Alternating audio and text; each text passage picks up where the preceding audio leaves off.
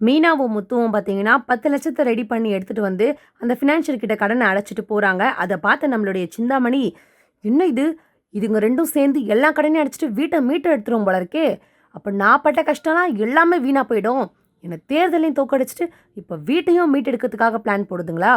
இதுக்கு ஏதாவது ஒரு வழி பண்ணியே ஆகணும்னு" சொல்லிட்டு உள்ள அப்படியே வந்து ஃபினான்ஷியர் கிட்ட பேசுறாங்க நம்ம சிந்தாமணி. "என்ன நீங்க காசு ஏதோ குடுத்துருக்காங்க போல 10,00,000 அதையும் வாங்கி வச்சிருக்கீங்க" அப்படின்னு சொல்லிட்டு சிந்தாமணி கேட்க, "அதுதான் எனக்கும் தெரியல மேடம். எப்படி அதுக்குள்ள 10,00,000 ரெடி பண்ணாங்கன்னு எனக்கு தெரியல. எடுத்து வந்து 10,00,000 குடுத்துட்டு போயிருக்காங்க." "ஆமா, நீங்க எதுக்காக வாங்குனீங்க?" அப்படின்னு சிந்தாமணி கேட்க, அந்த ஃபினான்ஷியரும், "என்ன பண்றது? குடுத்துட்டு போறாங்க. நம்ம எப்படி வேணான்னு சொல்ல முடியும்? நாம தானே 3 மாசம் டைம் குடுத்துருக்கோம். ஆனா, இவங்க என்னமோ இவங்க போற ஸ்பீட பார்த்தா ஒரே மாசத்துல கட்டிடுவாங்க போல இருக்கே!" அப்படின்னு ஃபினான்ஷியர் சொல்ல, உடனே நம்ம சிந்தாமணி என்ன பண்றாங்கன்னா, "இங்க பாருங்க, நீங்க எதுக்காக அந்த 10,00,000 வாங்குனீங்க? எனக்கு முழு பணம் மொத்தமாவும் 47,00,000த்தையும் செட்டில் பண்ணுங்க. இந்த மாரி பிரிச்சு பிரிச்சு குடுக்குறது எனக்கு தேவையில்ல. எடுத்துட்டு போங்கன்னு நீங்க சொல்ல வேண்டியது தானே." உடனே நம்மளுடைய ஃபினான்ஷியர் என்ன பண்றாங்கன்னா, டக்குன்னு விஜயாவோட வீட்டுக்கு வந்துடுறாங்க. வந்துட்டு அந்த 10,00,000 பணத்தையும் எடுத்துட்டு வந்து குடுக்குறாங்க திரும்பியும். உடனே முத்து, அண்ணாமலைலாம் பார்த்தீங்கன்னா, "சார் என்னாச்சு? என்னாச்சு சார் பணத்தோட வந்திருக்கீங்க? எனக்கு ஒண்ணும் புரியல. என்னாச்சு?" அப்படின்ற மாரி நம்ம அண்ணாமலை வந்து கேட்குறாரு. உடனே அந்த ஃபினான்ஷியர் சொல்றாரு, "இங்க பாருங்க, நீங்க எனக்கு குடுக்க வேண்டிய கடன் 48,00,000 இன்ட்ரெஸ்ட்டோட சேர்த்து. நீங்க எல்லாரும் அதுக்காக தானே கையெழுத்து போட்டிருக்கீங்க. ஆனா இன்னைக்கு உங்க பையனும் மருமகளும் வந்து 10,00,000 கட்டிட்டு போயிருக்காங்க. எனக்கு முழு பணம் 48,00,000த்தையும் செட்டில் பண்ணணும். அவ்வளோதான். எனக்கு இந்த மாரி பிரிச்சு போடுறது, பிரிச்சு வாங்குறதுக்குலாம் எனக்கு பழக்கமே இல்ல. எப்ப 48,00,000 ரெடி ஆகுதோ, அப்ப எடுத்துட்டு வந்து குடுத்து, நீங்க எடுத்த பணத்த வாங்கிக்கோங்க." அப்படிங்கிற மாரி சொல்றாரு நம்மளுடைய ஃபினான்ஷியரு. இத கேட்ட முத்து வந்து, "சார் என்ன சார் அநியாயமா இருக்கு? நீங்க கேட்டது 3 மாசம் டைம் கேட்டிருக்கீங்க. ஆனா, நாங்க அதுக்குள்ளவே கொஞ்சம் கொஞ்சம் பணமா குடுத்து அடைக்க தானே செய்றோம். யாரா இருந்தாலும் பணத்த அடைச்சா அத வாங்கிக்க தானே செய்வாங்க. நீங்க என்ன சார் மொத்தமா தான் வேணும்னு சொல்றீங்க? என்ன சார் இந்த மாரி பண்றீங்க?" அப்படின்னு சொல்லி முத்து கேட்க, உடனே நம்மளுடைய மீனாவும், "ஆமா சார், இது ரொம்ப தப்பு. நீங்க அப்படி சொல்ல வேண்டியதா இருந்தா, நாங்க உங்ககிட்ட காசு குடுக்கும்போதே நீங்க சொல்லியிருக்கணும் இல்லையா? இப்ப நீங்க வீட்டுக்கு வந்துட்டு இந்த மாரி பண்றீங்கன்னா, அப்போ உங்க பின்னாடி யாரோ வழி நடத்துறாங்க மாரியே தான் எங்களுக்கு தெரியுது." அப்படின்னு சொல்லிட்டு நம்மளுடைய மீனா வந்து கரெக்ட்டா சொல்ற மாரி சொல்றாங்க. உடனே ஃபினான்ஷியர் வந்து, "இங்க பாருங்க, அந்த அவசியம் எங்களுக்கு தேவை கிடையாது. எனக்கு தேவை 48,00,000 முழு பணம் தான் வேணும். இந்த மாரி பிரிச்சு போடுறதெல்லாம் எனக்கு தேவை கிடையாது. உங்க பணத்த உங்ககிட்டயே குடுத்துட்டு போலான்னு தான் வந்திருக்கேன். இதாங்க உங்க பணம்." அப்படின்னு சொல்லிட்டு உடனே அண்ணாமலையும், "முத்து எதுவும் பேச வேணாம். பணம் மட்டும் கரெக்ட்டா இருக்கான்னு செக் பண்ணிக்கோ." அப்படின்ற மாரி பண்றாங்க. உடனே எல்லாம் கட்டும் பார்த்துட்டு, "அப்பா சரியா இருக்குப்பா நம்ம குடுத்த 10,00,000" அப்படின்ற மாரி முத்து சொல்ல, உடனே ஃபினான்ஷியர் வந்து, "நான் கிளம்புறேன் இங்கருந்து. உங்களுக்கு 3 மாசம் தான் டைம்." அப்படின்னு சொல்லிட்டு அங்கருந்து போயிடுறாரு. உடனே நம்மளோட அண்ணாமலை என்ன சொல்றாருன்னா, மீனாவ கூப்பிடுறாரு. "மீனா, அந்த பணத்த பத்திரமா எடுத்துட்டு போயிட்டு உள்ள வைம்மா" அப்படின்னு சொல்லி சொல்றாரு. இது எல்லாத்தையுமே பார்த்துட்டு நம்மளுடைய மீனா, "அந்த பணத்த எடுத்துட்டு போய் பத்திரமா வைம்மா. இந்த வீட்ல திருட்டு கூட நடக்கும்." அப்படின்னு சொல்லிட்டு விஜயாவ பார்த்தே பார்க்குறாரு. உடனே விஜயா வந்து, "நீங்க ஏன் இந்த மாரிலாம் என்ன சொல்றீங்க?" அப்படின்ற மாரி சொல்றாரு. ஆனா, அத கூட காதுல வாங்காம நம்மளுடைய அண்ணாமலை கோவமா அவர் ரூமுக்கு போயிடுறாரு. உடனே ரூமுக்கு போனதுக்கு அப்புறமா பார்த்தீங்கன்னா, நம்மளுடைய விஜயாவும் மனோஜும் பேசுறாங்க. "டேய் பாத்தியாடா, உன்னால எனக்கு எவ்வளோ அவமானம் பாரு. இந்த வீட்ல நான் திருடி ஆயிட்டனா அப்படின்னு உங்க அப்பா சொல்றாரு. பாரு, உன்னால எவ்வளோ பெரிய பிரச்சனையில நான் மாட்டின்னு இருக்கேன் பாரு." பணத்தெல்லாம் குடுத்துட்டு ஃபினான்ஷியர் வந்து ஆஃபீஸ்க்கு வந்துடுறாரு. உடனே சிந்தாமணி வந்து மீட் பண்ண வராங்க. சிந்தாமணி ஃபினான்ஷியர் பார்த்து கேட்குறாங்க, "என்ன பணத்தெல்லாம் உடனே குடுத்துட்டீங்களா? யாருக்காவது ஏதாவது டவுட் வந்ததா?" அப்படின்ற மாரி சிந்தாமணி கேட்க, உடனே ஃபினான்ஷியரும், "இல்ல மேடம், அவங்க எல்லாருமே கேஷுவலா தான் வாங்கி வச்சுட்டாங்க. எல்லாருக்குமே ஷாக் என்னன்னா, ஏன் பணத்த திருப்பி எடுத்துட்டு வந்துட்டேன்ற ஷாக் தான். அதனால அவங்க இத பத்தி யோசிக்கவே இல்ல.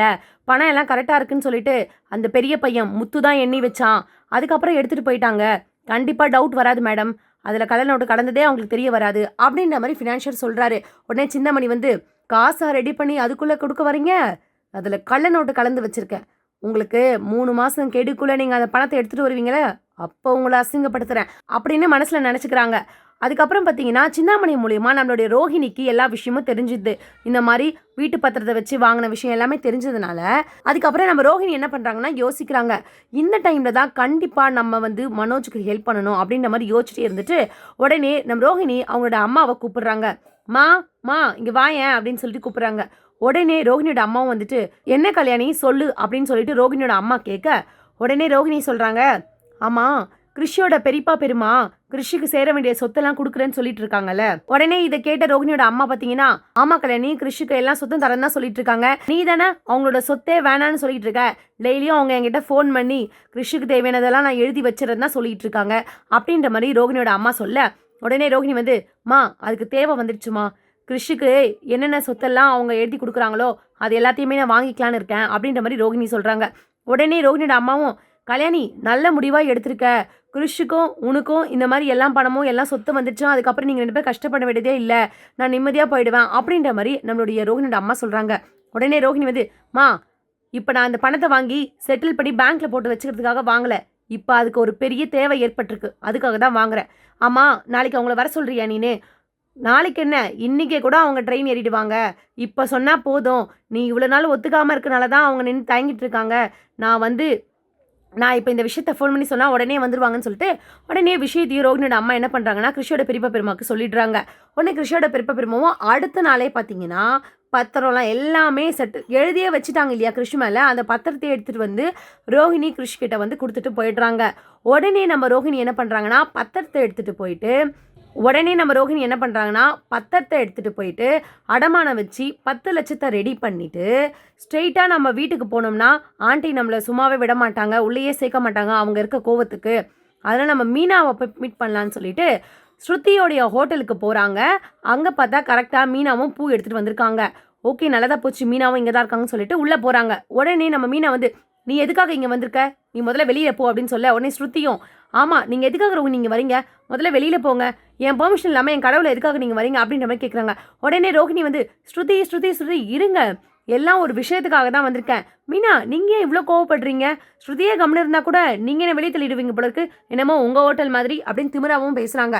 உடனே நம்ம மீனா வந்து, உங்ககிட்ட பேசுறதுக்கே எனக்கு விருப்பம் இல்லை ஸ்ருதி, நான் வரேன் ஸ்ருதி அப்படின்னு சொல்லிட்டு கிளம்புறேன்னு சொல்லிட்டு நம்ம மீனா வெளியே வராங்க. உடனே ரோஹிணி, மீனா ஒரு நிமிஷம் இருங்க, உங்ககிட்டயே தான் நான் பேச வந்திருக்கேன் அப்படின்ற மாதிரி சொல்கிறாங்க. என்கிட்ட பேசுறதுக்கு உனக்கு என்ன இருக்குது அப்படின்னு நம்ம மீனா கேட்க உடனே ரோஹிணி வந்து, உங்ககிட்ட பேசுறதுக்கு தான் நிறையவே இருக்குது.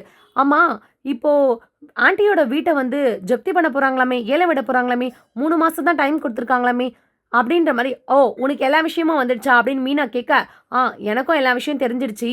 ஏன் எனக்கு தெரியக்கூடாதா? எனக்கும் அந்த வீட்டில் பங்கு இருக்குல்ல. நான் உங்களுக்கு ஹெல்ப் பண்ண தான் இங்கே வந்திருக்கேன். அதை ஆன்ட்டிக்கிட்ட நான் ஸ்ட்ரைட்டாக போய் சொல்ல முடியாது. இங்கே பாருங்கள், அந்த வீட்டை இப்போ மீட்டெடுக்கணும்னா 48 லட்சம் தேவைப்படுதாமே. என்னால் முடிஞ்சது ஏதோ ஒரு 10 லட்சத்தை நான் ரெடி பண்ணி எடுத்துகிட்டு வந்திருக்கேன். அதை நீங்கள் தான் எடுத்துகிட்டு போய் கொடுக்கணும் அப்படின்ற மாதிரி மீனா வந்து சொல்கிறாங்க. என்னது 10 லட்சம் எடுத்துகிட்டு வந்திருக்கியா? அதுவும் நான் எடுத்துகிட்டு போய் கொடுக்கணுமா? உன் காசெல்லாம் எங்களுக்கு தேவை கிடையாது. நாங்கள் சம்பாரிச்சு நாங்கள் வீட்டை மீட்டை எடுத்துக்கிறோம். நீ தயவு செய்து கிளம்பு. உனக்கு இது வரைக்கும் நான் ஹெல்ப் பண்ணதே எனக்கு போதும் அப்படின்னு சொல்லி மீனா சொல்ல உடனே ரோஹிணி வந்து, இங்கே பாருங்கள், நானும் மனோஜோட ஒய்ஃப் தான். அந்த வீட்டை மீட்டு எடுக்கிறதுக்கு எனக்கும் பொறுப்பு இருக்குது, புரியுதா? நீங்கள் என்ன இப்படி சொல்லிடுறீங்க? நான் ஸ்ட்ரைட்டாக வந்து ஆண்டி ஒத்துக்க மாட்டாங்கன்னு தான் உங்ககிட்ட கொடுக்கலான்னு சொல்லி வந்தேன். ஆனால் நீங்கள் இந்த மாதிரி பேசுகிறீங்களே மீனா, ரொம்ப ஹர்ட் ஆகுது அப்படின்னு சொல்லி ரோஹிணி நடிக்கிறாங்க. உடனே ஸ்ருதி வந்து, இங்கே பாருங்கள், உங்களுக்கு ஹெல்ப் பண்ணன்னு தோணுதுன்னா நீங்கள் ஸ்ட்ரைட்டாக அங்கே வந்து கொடுங்க அப்படின்ற மாதிரி சொல்லிட்டு நீங்கள் இப்போ கிளம்பலாம் அப்படின்ற மாதிரி சொல்லிடுறாங்க. உடனே ரோஹிணி பார்த்தீங்கன்னா அடுத்த நாள் அந்த பணத்தை எடுத்துக்கிட்டு விஜயோட வீட்டுக்கு வராங்க. வாசப்படியில் வந்தோடனே அண்ணாமலை பார்த்துட்டு, நில்லு, நீ எதுக்காக இங்கே வர? நீ உள்ளே வரக்கூடிய அவசியமே கிடையாது. நீங்களாம் வர தேவையில்ல, நீ கிளம்பு அப்படியே அப்படின்னு சொல்லி கத்துறாரு. உடனே ரூம்லேருந்து ஓடி வராங்க விஜயா. நீங்கள் யார்கிட்ட கற்றுக்கிட்டு இருக்கீங்கன்னு பார்த்தா நம்மளுடைய ரோஹிணி தான் வாசல். ஏய், நீ எதுக்காக இங்கே வந்திருக்க? நீ இங்கே வந்த அவ்வளோதான். இந்த வீட்டில் இவ்வளோ பிரச்சனை நடந்தது காரணமே நீ மட்டும் தாண்டி. நீ உள்ளேயே வரக்கூடாது அப்படின்னு சொல்லிட்டு கழுத்து பிடிக்கிறதுக்காக நம்ம விஜயா வந்து ரோஹிணி கழுத்து பிடிக்கிறதுக்காக ஓடுறாங்க. உடனே நம்ம அண்ணாமலை வந்து, விஜயா போதும் வெறு, இது வரைக்கும் எனக்கு தெரியாமல் நீ நிறைய பண்ணிட்ட. அது மட்டும் இல்லாமல் நான் சொல்கிறது எதுவுமே நீ கேட்க மாட்டேன். இதுக்கப்புறமாவது நான் சொல்கிறத கேளு. நீ அதுக்கப்புறம் கை வச்சு அதை பொண்ணு ஏதாவது போய் கேஸை கொடுத்து இப்போ இருக்க நம்ம பிரச்சனை இல்லை, உன் பிரச்சனையை பெருசாக எடுத்து என்னால் பண்ண முடியாது. அமைதியாக கொஞ்சம் நேரம் இரு, நான் எதுவாக இருந்தாலும் நான் பேசிக்கிறேன் அப்படின்ற மாதிரி அண்ணாமலை வந்து, இப்போ நீ எதுக்காமா இங்கே வந்திருக்க? நீ கிளம்புமா, உன்னால் இந்த வீட்டுக்கு நடந்த அநியாயம் ரொம்ப எல்லாமே போதும் அப்படின்ற மாதிரி நம்ம அண்ணாமலை வந்து கத்துறாரு. உடனே ரோஹிணி வந்து, அங்கிள் கோவப்படாது அங்கிள், நான் ஒரு நிமிஷம் என்ன சொல்கிறேன்னு கேளுங்க. இங்கே பாருங்கள், இந்த வீடு என்ன பிரச்சனையில் இருக்குது, எவ்வளோ கடனில் மாட்டியிருக்காரு மனோஜ், எல்லாமே எனக்கு தெரிய வந்துடுச்சு. இப்போ அது முத்து மீனா மேலே தான் அந்த பாரதம் விழுந்திருக்கு, எனக்கு எல்லாமே தெரியும். அவங்களால எப்படி சம்பாதிக்க முடியும்? அவங்க ஒரு பூ கட்டுறவங்க, இப்போ தான் தலைவியாக இருக்காங்க மீனா. முத்து கார் தான் ஓட்டிகிட்டு இருக்காரு, அவங்களாலலாம் 48 லட்சத்தை ரெடி பண்ண முடியாது அங்கிள் அப்படின்ற மாதிரி சொல்கிறாங்க. உடனே மீனா வந்து, இங்கே பாரு, நான் பூ கட்டுறேன், என்ன வேணாலும் பண்ணுறேன், என்னால் உழைக்க முடியும், அந்த நம்பிக்கை எங்களுக்கு இருக்குது. எங்களை பற்றி குறைவாக பேசுறதுக்கு நீ யார் முதல்ல அப்படின்ற மாதிரி மீனா கத்த. உடனே ரோஹிணி வந்து, மீனா உங்களை நான் தப்பாக சொல்லலை, உங்களாலேயே முடியாது இல்லையா, அது பெரிய பணம், அதனால தான் ஏன் சார்பா நான் ஒரு 10 லட்சத்தை ரெடி பண்ணி எடுத்துகிட்டு வந்திருக்கேன், அது நீங்கள் கண்டிப்பாக வாங்கிக்கணும் அங்கிள் அப்படின்ற மாதிரி ரோஹிணி சொல்கிறாங்க. உடனே அண்ணாமலை ஷாக் ஆகிட்டு, என்னது நீ 10 லட்சம் எடுத்துகிட்டு வந்திருக்கியா? இங்கே பாரு, உன்னோட காசு எங்களுக்கு தேவையே கிடையாது, அந்த 10 லட்சத்தை எடுத்துகிட்டு நீ கிளம்பு தயவு செய்து அப்படின்ற மாதிரி அண்ணாமலை சொல்கிறாரு. நீ அந்த 10 லட்சத்தை எடுத்துகிட்டு திரும்பி போனாதான் அது இந்த வீட்டுக்கு நீ செய்கிற நல்லது, தயவு செய்து நீ கிளம்பு, உனக்கு கும்பிடு கூட போடுறேன் அப்படின்ற மாதிரி அண்ணாமலை சொல்கிறாரு. உடனே முத்து வந்து, அப்பா கரெக்டாக சொன்னப்பா, ஏய் பார்லரம்மா, உன் பணம் ஒரு பைசா எனக்கு தேவையில்லை, முதல்ல இந்த வீட்டை விட்டே உனக்கு டிவோர்ஸ் கொடுத்து வெளியே அனுப்புறது தான் எங்களோட பிளான், முதல்ல நீ கிளம்பிட்டேரு அப்படின்ற மாதிரி சொல்கிறாங்க. உடனே நம்ம விஜயா பார்த்தீங்கன்னா ஒரு யோசிக்கிறாங்க. அம்மா, ரோகிணி கிட்ட இந்த 10 லட்சத்தை நம்ம வாங்கினா என்ன, வாங்கினா சீக்கிரமாக இந்த வீட்டையும் மீட்டெடுக்கலாம்ல. அவள் பண்ண தப்பு எல்லாத்துக்கும் இந்த மாதிரி பணத்தை பிடுங்கிறது தான் அவளுக்கு கொடுக்குற நமக்கு தண்டனை அப்படின்னு சொல்லிட்டு விஜய் என்ன பண்ணுறாங்கன்னா, நீங்கள் ஒரு நிமிஷம் இருங்க, ரோகிணி நீ உள்ள வாமா அப்படின்னு சொல்லிட்டு கூப்பிட்றாங்க. ரவி, ஸ்ருதி, நம்ம மீனா, முத்து, ஏன் அண்ணாமலை எல்லாருமே ஷாக்காக ஒரு நிமிஷம் நிற்கிறாங்க. விஜயா நீ என்ன பண்ணிட்டு இருக்க அப்படின்னு அண்ணாமலை கேட்குறாரு. உடனே விஜயாவும், நீங்கள் ஒரு நிமிஷம் இருங்க, நான் எதுவும் தப்பும் பண்ணலைங்க, இனிமேல் உங்களுக்கு தெரியாமல் எதுவும் பண்ண மாட்டேன், இப்போ கொஞ்ச நேரம் என்னை பேச விடுங்க அப்படின்னு சொல்லிட்டு விஜய் என்ன பண்ணுறாங்கன்னா, ரோகிணி உன்னதாம்மா சொல்கிறேன், நீ உள்ள வாமா அப்படின்ற மாதிரி கூப்பிட்றாங்க. உடனே ரோகிணியும், பரவாயில்ல ஆண்டி, நான் பணத்தை எடுத்துகிட்டு வந்தோனும் எனக்கு மரியாதைலாம் கொடுக்குறாங்க, சந்தோஷத்தில் உள்ளே வராங்க நம்ம ரோகிணி. உடனே விஜய் வந்து, நீங்க இப்போ நம்ம இருக்க நிலைமைக்கும் கஷ்டத்துக்கும் இந்த பணத்தை நம்ம வாங்குறது தான் சரி, நீ பணத்தை கொடுத்துட்டு கிளம்பு ரோகிணி அப்படின்னு சொல்கிறாங்க. உடனே ரோகிணியும் பார்த்தீங்கன்னா, தேங்க்ஸ் ஆண்டி, நீங்கள் வாங்க மாட்டீங்களோன்னு நான் நினச்சேன், ஆனால் நீங்கள் வாங்கிட்டீங்க, ஏன்னா இந்த வீட்டோட மருமகன் நானும் தானே, எனக்கும் இதில் பங்கு இருக்குல்ல, தாங்க ஆண்டி அப்படின்னு கொடுத்துட்டு ரொம்ப தேங்க்ஸ் ஆண்டி, நான் வரேன் அப்படின்னு சொல்லிட்டு ரோகிணி அங்கேருந்து கிளம்பிடுறாங்க. அதுக்கப்புறம் பார்த்தீங்கன்னா அண்ணாமலை வந்து, விஜயா நீ என்ன பண்ணிட்டு இருக்க, யார்கிட்ட காசு வாங்கியிருக்கேன்னு தெரியுதா, மனோஜுக்கும் ரோகிணிக்கும் கோர்ட்டில் டிவோர்ஸ் ஓடிட்டு இருக்கு, இந்த வீட்டை விட்டு அனுப்பணும்னு நினச்சிட்டு இருக்கோம், ஆனால் அந்த பொண்ணுகிட்ட இருந்து நீ இவ்வளோ லட்சம் வாங்கிட்டு இருக்க, என்ன பண்ணிட்டு தெரியுதா, நீங்கள் அவள் பண்ண தப்புக்கலாம் இதுதாங்க அவர்கிட்ட தண்டனை, அவகிட்ட இப்படி தான் காசெல்லாம் வாங்கணும், நீங்கள் எல்லாரும் கம்முன்னு இருங்க, இது ஒரே பெரிய விஷயமா ஆகாது அப்படின்ற மாதிரி நம்மளுடைய விஜயாவும் சொல்கிறாங்க. அதுக்கப்புறம் பார்த்தீங்கன்னா ரூமுக்கு கூட்டு போயிட்டு நம்மளுடைய மனோஜ் விஜயா கிட்ட கேட்குறாரு.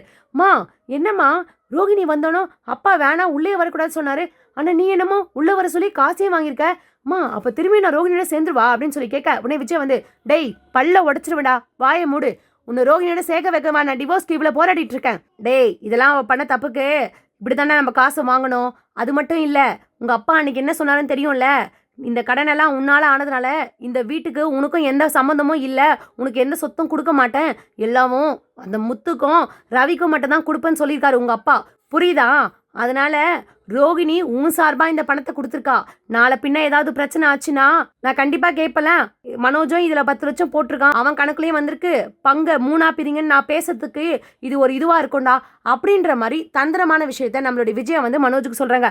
ஓ அப்படியா அம்மா, நான் கூட பயந்துட்டேம்மா, திரும்பவும் ரோகிணியோட சேர சொல்கிறீங்களோன்னு சொல்லிட்டு, சேச்சா அந்த மாதிரிலாம் நான் பண்ண மாட்டேன், அவள் பண தப்புக்கு இப்படி தான் நம்ம காசு வாங்கணும் அப்படின்ற மாதிரி சொல்கிறாங்க. அதுக்கப்புறம் பார்த்தீங்கன்னா சிந்தாமணி காமிக்கிறாங்க. சிந்தாமணி என்ன பண்ணுறாங்கன்னா யோசிக்கிறாங்க, என்ன இது நம்ம மாஸ்டர் கிட்ட பேசுகிற வரைக்கும் அந்த வீட்டில் என்ன நடக்குதுன்னு எல்லாமே தெரிஞ்சுட்டு இருந்தோம், இப்போ மாஸ்டரும் நம்ம மேலே தப்பான இதுவும் எடுத்துகிட்டு இருக்காங்க, அதனால தான் ஃபோன் பண்ணி எதுவுமே பேச மாட்றாங்க போல், எப்படி இந்த முத்துவும் மீனாவும் 10 லட்சம் ரெடி பண்ணியிருக்கோங்க, இதெல்லாம் நம்ம தெரிஞ்சுக்கணும்னா மாஸ்டரோட நம்ம பேசிட்டே தான் இருக்கணும்னு சொல்லிட்டு உடனே மாஸ்டருக்கு ஃபோன் பண்ணுறாங்க நம்ம சிந்தாமணி. விஜயாவும் ஃபோனை எடுத்துட்டு, என்ன சிந்தாமணி எதுக்காக எனக்கு கால் பண்ணியிருக்கீங்க சொல்லுங்கன்னு சொன்ன உடனே சிந்தாமணி, மாஸ்டர் நீங்கள் என் மேலே கோவமாக இருக்கீங்கன்னு எனக்கு நல்லாவே தெரியும், நான் சொல்கிறத கேளுங்க மாஸ்டர் ஒரு நிமிஷம் அப்படின்ற மாதிரி சிந்தாமணி சொல்ல, உடனே விஜயா வந்து, என்ன சொல்ல போகிறீங்க, எல்லா விஷயம் உங்களுக்கு தெரிஞ்சிருந்தோம், இங்கே வீட்டுக்கு வந்து எதுவுமே உங்களுக்கு சம்மந்தம் இல்லாத மாதிரி நான் தான் தப்பு பண்ண மாதிரி நீங்கள் எல்லா விஷயத்தையும் என் மேலே பழி போட்டு போயிட்டீங்களே, நீங்கள் எனக்கு ஃபோனே பண்ணாதீங்க சிந்தாமணி, போதும் உங்களை நம்பினதெல்லாம் அப்படின்னு நம்ம விஜயா சொல்ல, உடனே சிந்தாமணி, மாஸ்டர் நீங்கள் புரிஞ்சுக்கினது இவ்வளோதானா, இங்கே பாருங்க அந்த இடத்துல மட்டும் எனக்கும் எல்லாமே தெரியும்னா உங்கள் பையன் முத்து என்னை சும்மா விட்டுருவானா, நீங்கள் அம்மா அதனால் உங்களை ஒன்றும் பண்ணாமல் விட்டுட்டான், நான் மட்டும் இதை எதாவது சொல்லியிருந்தேன்னா அப்புறம் எப்படி மாஸ்டர் நான் இந்த வீட்டுக்கு வர முடியும், உங்களுக்கு எல்லா விஷயத்தையும் சொல்ல முடியும், அப்புறம் ரோகிணி பற்றின எல்லா உண்மையும் நான் எப்படி உங்ககிட்ட சொல்ல முடியும் அப்படின்ற மாதிரி சிந்தாமணி சொல்கிறாங்க. ஓஹோ அப்படியே சிந்தாமணி, இருந்தாலும் உங்கள் மேலே எனக்கு கோவம் தான் அப்படின்ற மாதிரி சொல்கிறாங்க. அதுக்கப்புறம் பார்த்தீங்கன்னா சின்ன விஜயா வந்து, இங்கே பாருங்க சிந்தாமணி, நாங்கள் வாங்கினது கொஞ்சம் கடன் தானே, எப்படி 40 லட்சம் போயிருக்கோம், உடனே சிந்தாமணி வந்து, மாஸ்டர் அது என்னமோ எனக்கு தெரியல, ஃபினான்ஷியலாக சொல்கிறது இன்ட்ரெஸ்ட் எல்லாமே போட்டு பார்த்தா 40 லட்சம் வந்திருக்கு மாஸ்டர், அதான் 10 லட்சம் முத்து மீனா தான் கொடுத்துட்டு போயிருக்காங்களே, அப்புறம் என்ன சீக்கிரம் அவங்களே சீக்கிரம் எல்லாமே ரெடி பண்ணிவிடுவாங்க, நீங்கள் கவலைப்படாதீங்க மாஸ்டர், உங்களுக்கு வீடு கண்டிப்பாக உங்கள் பக்கம் வந்துடும் அப்படின்னு மாதிரி சிந்தாமணி சொல்ல, உடனே விஜயா வந்து, ஆமாம்மா அது மட்டும் இல்லை இன்னொரு 10 லட்சமும் ரெடி ஆகிடுச்சு, ரோகிணியே வந்து கொடுத்துட்டு போயிருக்கு அப்படின்ற மாதிரி சொல்கிறாங்க. இதை கேட்டு தெரிஞ்சுக்கின நம்மளுடைய சிந்தாமணி, என்னது ரோகிணி பணம் கொடுத்துட்டு போயிருக்காளா, ஆமாம் பணம் கொடுத்துட்டு போனா, நானும் வாங்கிட்டேன், எங்கள் வீட்டில் இருக்கவங்க யாரும் வேணாம் தான் சொன்னாங்க, ஆனால் அவள் பண்ண தப்புக்கு கண்டிப்பாக வாங்கி தானே ஆகணும், அது மட்டும் இல்லாமல் மனோஜுக்கு வீட்டுக்கு பங்கு இல்லைன்னு சொல்கிறாரு எங்கள் வீட்டுக்காரரும், பிற்காலத்தில் நானும் கேட்கறதுக்கு இது ஒரு வழியாக இருக்கும்ல, அதுக்காக தான் வாங்கிட்டேன்னு அந்த விஷயத்தையும் சொல்லிடுறாங்க நம்மளுடைய விஜயா. இதை கேட்டுக்கிட்ட சிந்தாமணி என்ன பண்ணுறாங்கன்னா, ஓ ரோகிணி காசு கொடுத்துருக்காளா, நம்மக்கிட்டே இருந்து காசும் கொடுத்துருக்காளா, விஜயா எதுக்காக வாங்கினாங்கன்ற விஷயத்தை நம்ம ரோகிணி கிட்ட சொன்னதான் ரோகிணி இதுக்கப்புறம் காசே கொடுக்காதுன்னு சொல்லிட்டு ரோகிணி கிட்ட போயிட்டு எல்லா விஷயத்தையும் சொல்றாங்க. விஜயா அவங்க மாமியார் எதுக்காக தெரியுமா வாங்கியிருக்காங்க, காலத்துல மனோஜ் மேல பழி வந்தா மனோஜுக்கும் அந்த வீட்டில் பங்கு இருக்கும், ஏன்னா ரோகிணி 10 லட்சம் கொடுத்துருக்கான்னு சொல்றதுக்காக தான் உன்னை வாங்கியிருக்காங்களாம். ஆனால் சீக்கிரம் கோர்ட்டில் டிவோர்ஸ் கிடைக்கிறதுக்காக தான் பேசிட்டு இருக்குன்னு சொல்றாங்க. நீ எதுக்காக கண்ணு அவங்களுக்கு போய் உதவி பண்ணிட்டு இருக்க அப்படின்னு சொல்லி சிந்தாமணி ஏற்றி விட்டுறாங்க. ஏற்றி விட்டுட்டு உடனே நம்ம சிந்தாமணி என்ன பண்ணுறாங்கன்னா, இந்த முத்துவும் மீனாவும் ஒழுங்காக நல்லா இருந்தால் தானே எல்லாத்தையும் சம்பாரிச்சுன்னு வந்து சேர்த்துருவாங்க. இப்போ ரோஹிணியும் வர ஹெல்ப் பண்ண போயிட்டாளா, 20 லட்சத்தை ரெடி பண்ணிட்டாங்களா. இந்த முத்து கை கால் உடச்சாதான் அவன் எந்த சவாரிக்கும் போக மாட்டான், அப்போ தான் காசை ரெடி பண்ண மாட்டாங்கன்னு சொல்லி இப்போ சிந்தாமணி ஆள் வச்சு முத்துவை கை கால் உடைக்கிறதுக்காக அனுப்புகிறாங்க. அதுக்கப்புறம் என்ன நடக்க போகுது அப்படிங்கிறத வரக்கூடிய எபிசோடில் பார்க்கலாம்.